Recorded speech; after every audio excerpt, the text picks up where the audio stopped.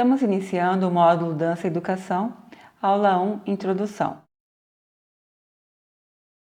A dança ela possui 5 gêneros principais, sendo eles a dança étnica, a dança folclórica, a dança de salão, a dança artística, seja a dança de espetáculo, e a dança criativa, que chamamos de dança-educação. A dança étnica, ela consiste em qualquer forma de dança que se origine em uma determinada cultura étnica e expresse a estética dessa determinada cultura. Isso inclui culturas de origem europeia, americana, africana, asiática e do Oriente Médio. Como, por exemplo, aqui a dança Odissi na Índia, que nós estudamos lá na aula sobre a dança milenar. Daí nós temos o outro gênero, que é chamado dança de salão. A dança de salão, ela engloba diversos tipos de danças realizadas em pares, geralmente em casais, que são executadas em salões com práticas técnicas e artísticas. As danças de salão elas são consideradas uma forma de entretenimento social e a sua origem ocorreu lá nas cortes, conforme nós vimos na nossa aula sobre a dança na corte.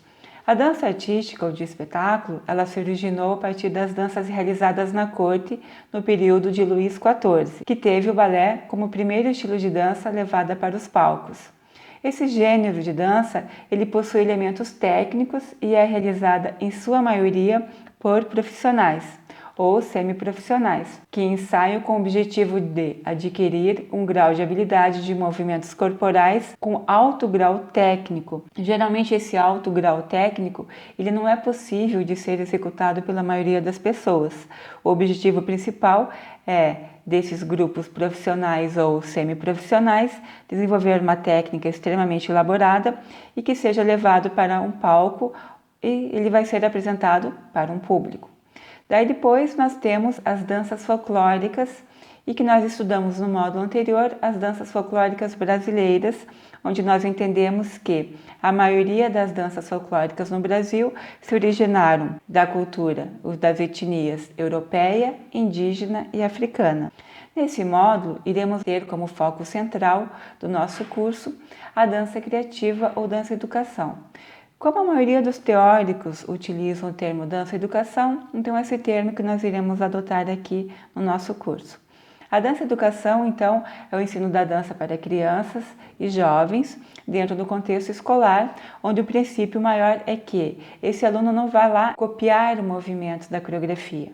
Muito pelo contrário, ele irá criar a partir da sua condição, a partir da sua cognição, ele vai desenvolver a partir também da sua expressão corporal uma coreografia e com isso ele vai expandir a sua expressão corporal, a sua percepção de noção espacial, mas isso não vai ocorrer de uma forma livre, muito pelo contrário. Ela precisa de um roteiro. Um erro muito comum de vários professores é pedir para que o aluno faça movimentos somente ao som, ao ritmo da música. O mesmo erro também quando pedem para fazer um desenho livre, sem passar orientações técnicas, né? Por exemplo, faça um desenho com perspectiva, faça um desenho com profundidade. É a mesma coisa que acontece na dança. Ele tem que ter um embasamento, ele tem que entender quais são os elementos formais dessa dança e a partir disso é estabelecido um processo gradativo onde sequencialmente ele vai criando, intercalando teoria com prática, os elementos formais, mas com um roteiro, certo? Então precisa-se de um pré-roteiro, o qual é criado então a partir desses elementos formais que são o deslocamento, da formação, do nível, do tempo, do peso, do fluxo e das direções é que o aluno vai desenvolver então a sua coreografia.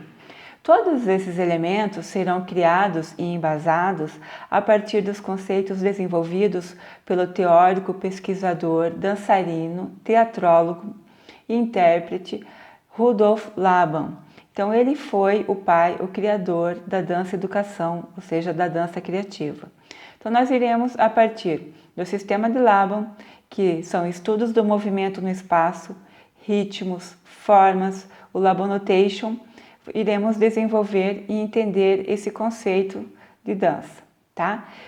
Pensando no seguinte, esse conceito desenvolvido por Rudolf Laban, ele está apoiado em 4 perguntas centrais, sendo que a primeira é: qual é a parte do corpo que se move? Em que direção do espaço vai o movimento? Qual é a velocidade de sua execução?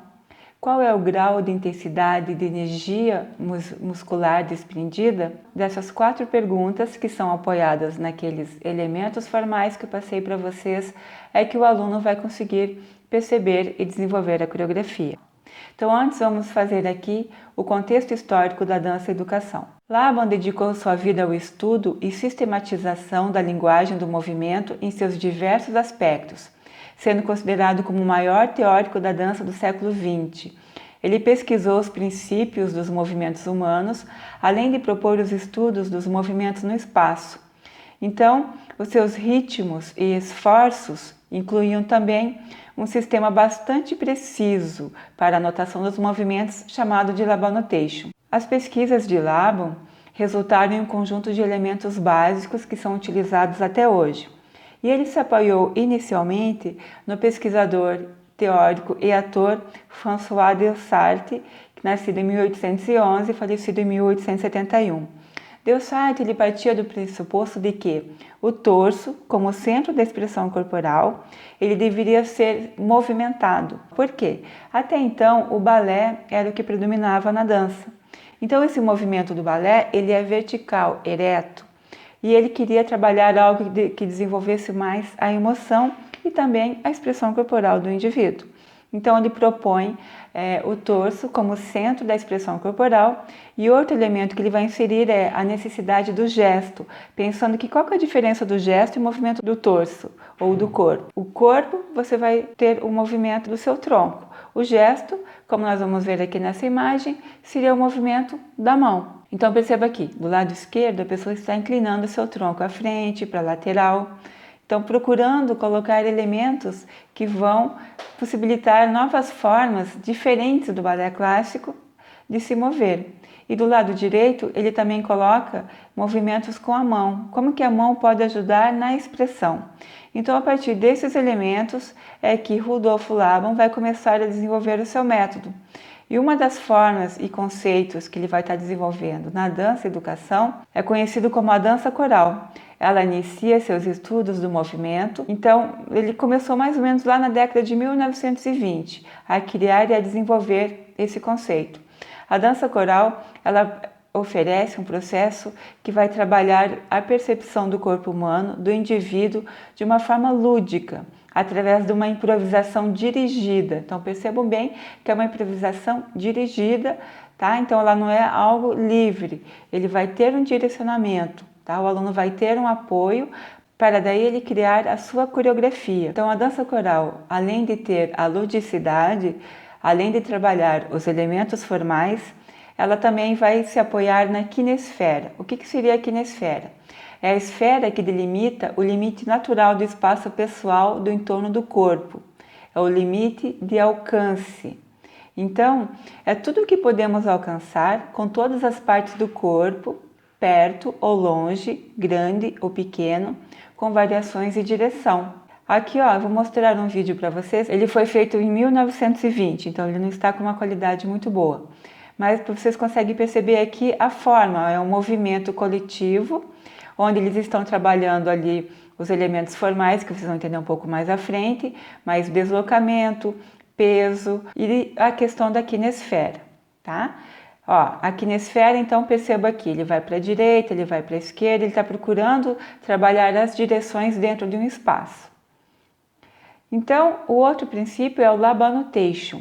Então, você entendendo que a dança coral, você vai unir essa dança coral, os conceitos da dança coral, ou seja, trabalhar o lúdico a partir do indivíduo, junto com a kinesfera, ou seja, você vai mover em diversas direções o corpo. E por último, você vai usar o sistema Laban Notation. O que é o Laban Notation? É um sistema onde você vai criar gráficos, a partir desses gráficos vai executar as coreografias. Só que no meu método eu não coloco os gráficos do Rudolf Laban. A partir do tempo que eu fui trabalhando e fui desenvolvendo com os meus alunos, eu criei gráficos mais simples e fáceis de serem trabalhados, principalmente para turmas de 6º e 7º anos, E quando você chega no ensino médio, você pensa, eu vou ter mais facilidade porque eles vão entender melhor. Mas não. Também na minha prática eu percebi que eles precisavam de algo mais simples, não tão complexo, né? Então eu coloquei ali gráficos de uma forma que o aluno consiga entender, se apropriar disso e conseguir aplicar isso mais facilmente na sala de aula.